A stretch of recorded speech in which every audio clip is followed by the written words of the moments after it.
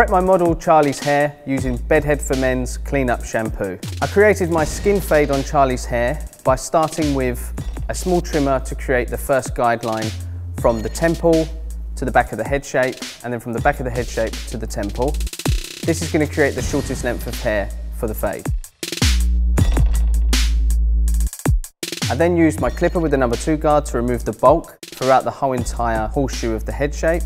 So once the bulk was removed with the 2 guard, I removed the guard from the clipper, opened the taper arm and continued the fade process.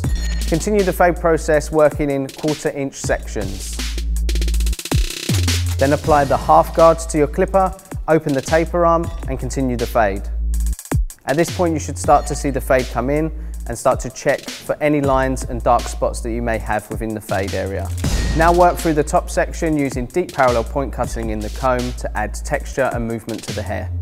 Now blow dry the hair into the shape that you desire and add Bedhead for Men's matte separation wax to add texture and define the look.